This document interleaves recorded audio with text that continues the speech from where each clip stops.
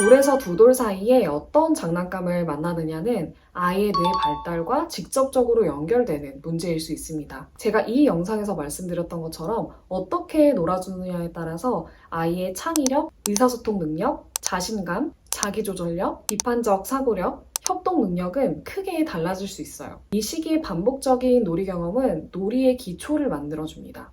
특히 돌에서 두 돌 사이의 아이를 키우고 계신 분들이라면 지금부터 장난감을 고르는 기준은 완전히 달라져야 됩니다. 많은 분들이 이렇게 생각을 하세요. 장난감은 많을수록 좋겠지. 비싸고 기능이 많은 걸 더 잘 가지고 놀겠지? 요즘 다 이런 장난감으로 논다던데? 하지만 여러 놀이와 발달 관련된 연구를 보면 기능이 많고 구조가 복잡한 장난감일수록 아이의 놀이가 오히려 짧아지고 부모와의 대화나 상호작용이 더 줄어든다는 연구가 반복적으로 나오고 있어요. 그리고 반대로 겉으로 보기에는 정말 단순한 장난감이지만 아이는 더 오래 붙잡고 놀고 상상놀이와 언어놀이로까지 확장되는 경우도 많습니다. 오늘 영상에서는 특정 장난감을 많이 추천드리기보다는 12개월에서 24개월까지 장난감을 고를 때 꼭 봐야 하는 기준 4가지, 그리고 제가 직접 써보고 실제로 오래 쓴 장난감들을 차근차근 정리해드리려고 합니다. 남들 다 사니까가 아니라 우리 아이에게 정말 필요한 장난감이 뭔지 이 영상 하나로 기준이 생기셨으면 좋겠습니다.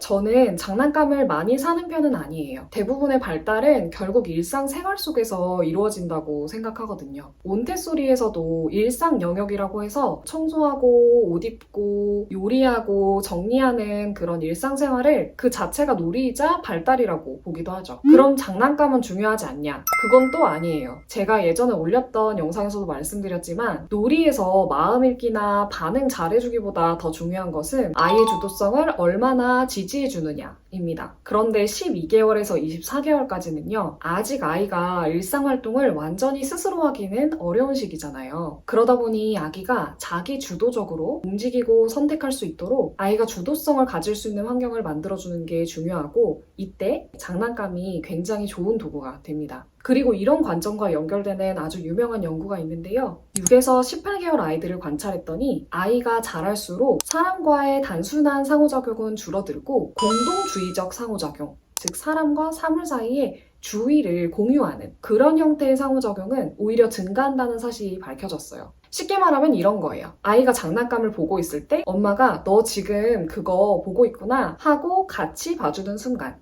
그게 아이 발달에 정말 중요한 공유의 경험이 된다는 거예요. 그리고 이 공동주의적 상호작용은 또래 아이와 있을 때보다 엄마와 함께 있을 때 더 자주 나타났다고 합니다. 즉, 장난감 자체가 발달을 촉진시키는 게 아니라 장난감을 매개로 엄마와 아이 사이에 함께 집중하는 시간이 생길 때 발달이 촉진된다는 이야기입니다. 정리하면 이 시기의 장난감은 교육 도구라기보다는 아이가 주도권을 갖도록 돕고 엄마와 아이 사이에 공동주의적인 상호작용을 자연스럽게 늘려주는 환경 장치라고 보시면 좋아요. 그렇다면 이 시기의 장난감은 어떻게 골라야 할까요? 저는 기준을 4가지로 잡았어요. 첫째, 아이 스스로 할 수 있는 장난감인가? 이 시기 장난감을 고를 때 제가 제일 먼저 보는 건 이걸 아이 혼자 탐색할 수 있을까입니다. 아이가 스스로 하려면 장난감이 복잡하면 안 돼요. 돌, 두 돌 사이의 아이들은 아직은 사용법을 이해해서 따라가는 단계가 아니라 만지고 바꿔보고 실패하고 다시 시도해보고 하면서 배워가는 시기거든요. 이런 점을 잘 보여주는 연구가 하나 있어요.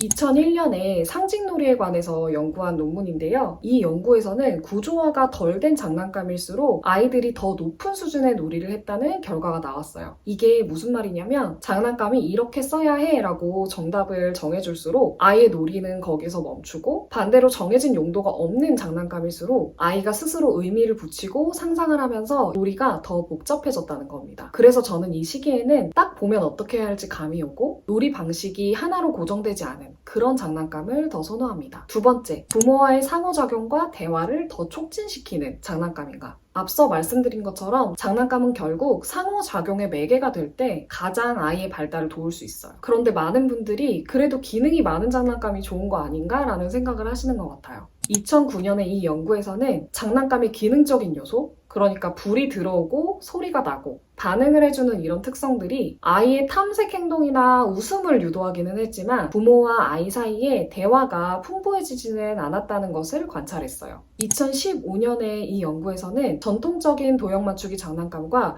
전자 도형 맞추기 장난감을 직접 비교하였는데요. 전통적인 장난감이 부모의 언어 사용을 유의미하게 증가시키고 전반적인 언어 사용의 다양성 또한 더 높다는 사실을 발견했어요. 그리고 제가 개인적으로 중요하게 생각하는 게 하나 더 있는데요. 엄마 마음에도 들어야 합니다. 엄마가 마음에 드는 장난감이어야 아이와 놀 때 엄마가 더 상호작용을 잘해줄 수 있는 것 같아요. 결국 아이에게 좋은 거는 좋은 장난감보다 좋은 상호작용이니까요. 세 번째, 어떤 발달을 도와주느냐가 명확한 장난감인가? 저는 장난감을 고를 때 그냥 좋다더라가 아니라 이 장난감은 어떤 부분을 발달시키는지를 꼭 확인해봐요. 예를 들면 눈과 손의 협응, 소근육, 언어, 감정 조절 같은 요소입니다. 참고로 오늘 영상에서는 대근육 장난감은 다루지 않으려고 해요. 저희는 집에 큰 장난감을 두는 것을 선호하지 않기도 하고 놀이터에서 충분히 대근육 놀이는 이루어지고 있다고 생각을 합니다. 네 번째, 현실적으로 오래 쓸 수 있는 장난감인가? 집은 센터나 어린이집이 아니기 때문에 드릴 수 있는 장난감 개수가 제한적이잖아요. 그리고 매번 새로운 장난감을 사주는 것도 부담스럽고요.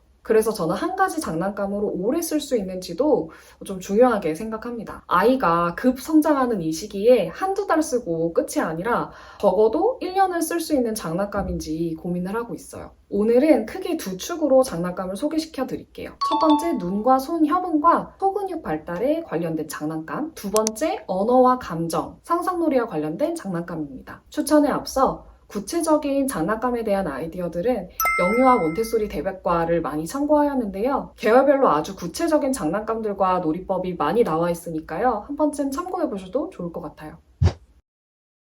저금통과 동전. 동전 넣기 장난감이 많지만 저는 실제 저금통과 동전을 활용했어요. 실제 동전은 동전마다 크기가 다르고 무늬도 다르고 무게도 다르잖아요. 그래서 아이와 나눌 수 있는 대화가 훨씬 많아져요. 처음에는 그냥 넣기 자체만 반복하고 몇 달이 지나서 익숙해지면 이건 큰 동전이네, 이건 어떤 그림이지? 이렇게 자연스럽게 확장을 했어요. 그리고 동전을 넣을 때 이 동전끼리 부딪히는 소리가 아이한테는 꽤 재미있는 자극이 되더라고요. 볼트와 너트. 이거는 몬테소리에도 자주 언급되는 대표 아이템이죠. 한 손으로 볼트를 잡고 다른 손으로 너트를 돌리면 양손을 동시에 쓰게 돼서 소근육과 협응이 동시에 들어가요. 저는 이케아 장난감 공구 세트를 사용하고 있는데요. 망치, 드라이버, 스패너로 다양하게 구성되어 있어요. 못과 나사가 다르다는 것도 배울 수 있고 톱니가 두 개가 있어서 서로 맞물려 돌리게 할 수 있어요.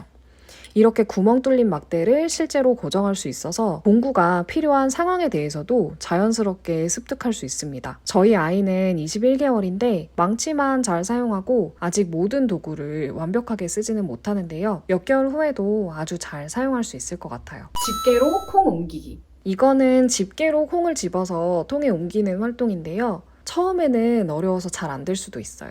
근데 아이들이 신기하게도 어려우면 더 하려고 하더라고요. 저는 무인양품에서 이 작은 집게를 샀는데 아이 손 크기에 딱 맞았고요.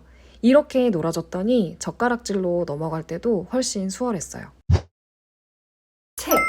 저는 가장 중요한 건 책이라고 생각을 해요. 책이 좋은 이유는 언어뿐만이 아니라 감정, 공감, 상황 이해까지 다 같이 들어가거든요. 어떤 책을 고르면 좋을지 그리고 어떻게 읽어주면 좋을지는 제가 다른 영상에서 더 자세하게 한번 다뤄볼게요. 나무블록. 나무블록을 왜 언어와 감정에 제가 분류를 해놨을까요? 저는 나무블록을 쌓기보다는 상상놀이에 더 많이 활용을 했어요. 나무블록은 요리 재료가 되기도 하고 카메라가 되기도 하고 자동차가 되기도 하고 집이 되기도 하고 형태가 정해져 있지 않아서 다양한 상상놀이가 가능합니다. 저는 이케아 나무블록을 사용했는데요. 다른 블럭 제품 대비해서 블럭의 수가 많은 건 아닌데 아직 본격적으로 높은 탑을 쌓는 단계는 아니라서 개수가 적어도 색깔과 모양이 다양해서 좋았어요.